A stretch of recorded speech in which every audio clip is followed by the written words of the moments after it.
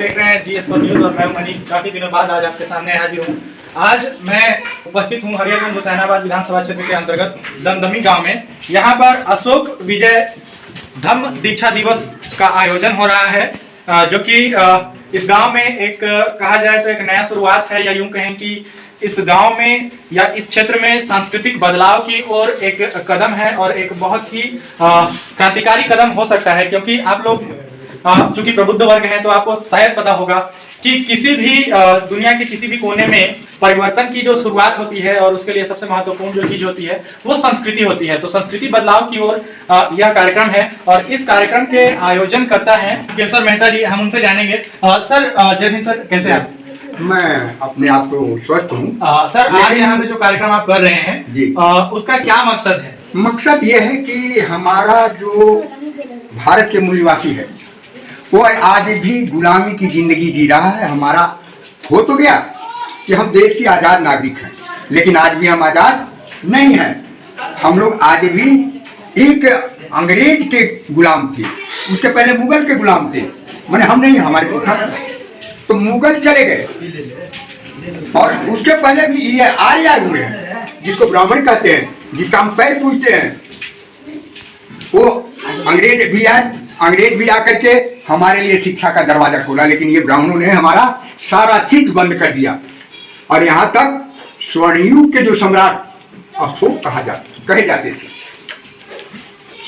और विश्व विजेता जिसे सिकंदर कहा जाता था, सिकंदर को भी मात देने वाले चंद्रगुप्त मौर्य थे। हम उसके वंशज हैं। उस समय कोई जातियां नहीं थी।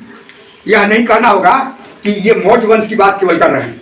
आप उठा करके देखेंगे तो सभी में जो हमारे जो लेखक हैं, सभी जातियों को समायोजन किया है। मैंने अध्ययन किया है, उसमें कोई जाति अलग नहीं है। मनुष्य ही जाति है और जातियों में दो जाति है, नर और मादा। इस का कोई जाति नहीं है। लेकिन यह मनुवादी हमारे देश में जो आए, अंग्रेजों के द्वारा शिक्षा दिया हुआ अधिकार भी इन्होंने छीन लिया था। और सबसे पहले हमको संविधान जो बाबा साहब ने दिया, वह संविधान में जो हिस्सेदारी की बात की, आरक्षण की बात की, छत्रपति साहू जी महाराज उन्होंने आरक्षण किया था।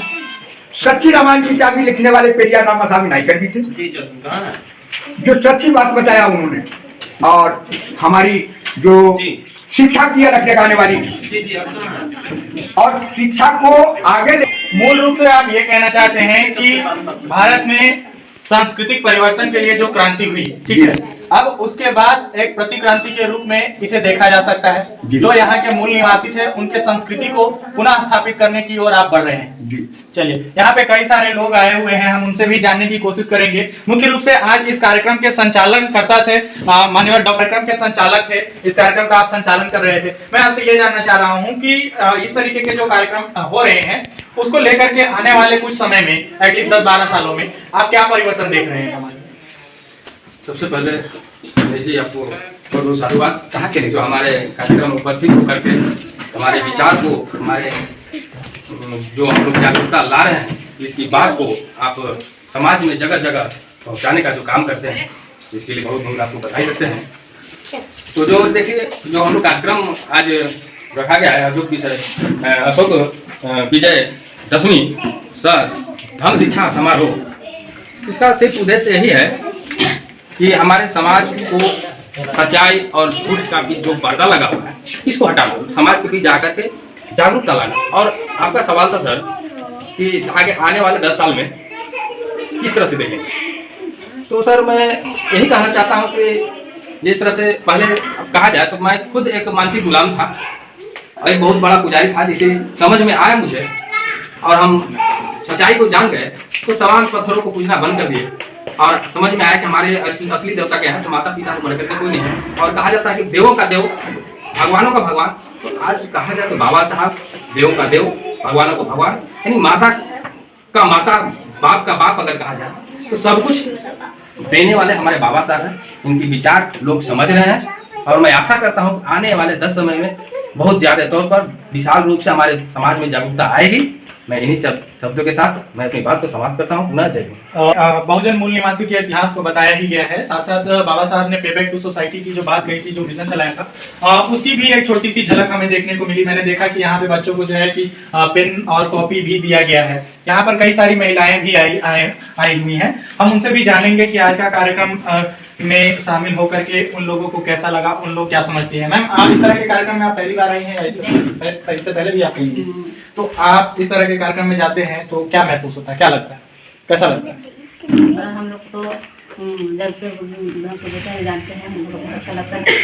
सभी लोग इसमें थोड़ा जागरूकता बनाए और किसी के साथ एक बच्ची भी है, अभी विद्यार्थी, हम उनसे भी पूछेंगे। क्या नाम है आपका?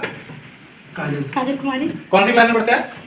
आईएससी में पढ़ रहे हैं। ओके, तो इस तरह के फंक्शन में, इस तरह के कार्यक्रम में आप और भी कभी गई हैं ऐसे?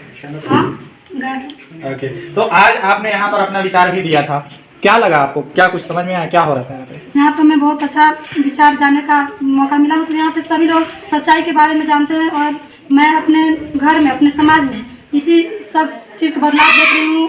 और यहाँ पे आने के बाद यहाँ पे सिर्फ अच्छी अच्छी बातों को बताई जाती है और यहाँ पे जो हमारे डॉक्टर भीमराव अम्बेडकर महापुरुषों के बारे में हमें बात बताई जाती है, अपने समाज में जागरूकता फैला सकते हैं। अभी आप क्लास 12 में पढ़ रहे हैं, तो आप यहाँ पे आए, बहुत सारी चीजें बताई गई, ये बताया गया होगा, शायद आपको बताया गया होगा कि बहुजन मूल निवासी जो थे वो शासक वर्ग थे। हम आपसे ये जानना चाहते हैं कि आप 12 में हैं, आगे भविष्य में आप क्या बनना चाहिए?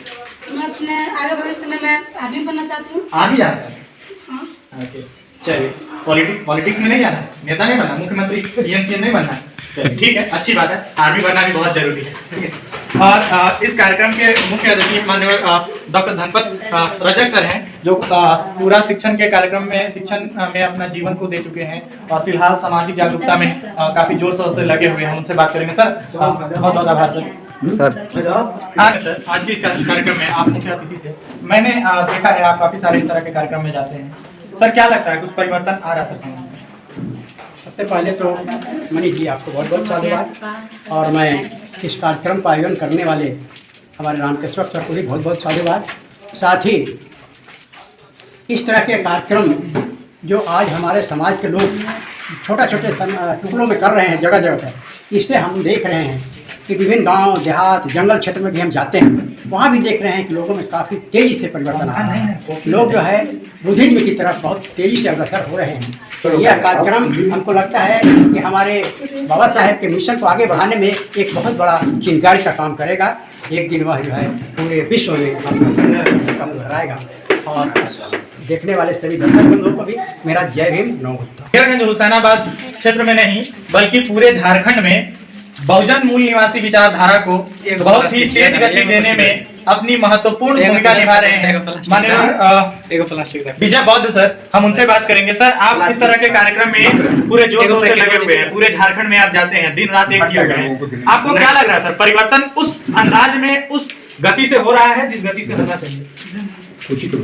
मनीष जी, वो कहाँ गया? आपको अंबेडकर चेतना परिषद अनुमंडल का हुसैनाबाद की तरफ से GS4 न्यूज चैनल चला करके बहुजनों को जो जगाने का काम कर रहे हैं, इतिहास बचाने का काम कर रहे हैं, छोटे छोटे टुकड़ों में जो कार्यक्रम हो रही है सभी तक जो पहुंचाने का काम कर रहे हैं, इसके लिए आपको बहुत बहुत साधुवाद, धन्यवाद, जय हिंद। सुनील जी, ये बदलाव का कड़ी हालांकि जितना तेजी से होना चाहिए उतना गति तेज नहीं पकड़ा है, क्योंकि लोगों को भय है, समाज का भय है, ऊपर वाला का भय है, और कोई अनहोनी घटना घट जाए ऐसी भय है। तो हम उसी में भय मुक्त, जो महामानव बुद्ध ने आत्मा परमात्मा स्वर्ग नरक को नकारा, और महामानव बुद्ध के विचार को, गौतम बुद्ध के विचार को बाबा साहेब ने फैलाया, और उन्हीं विचारों को मैं सुदूर क्षेत्र में जहां अज्ञानता है मैं वहां फैला रहा हूं।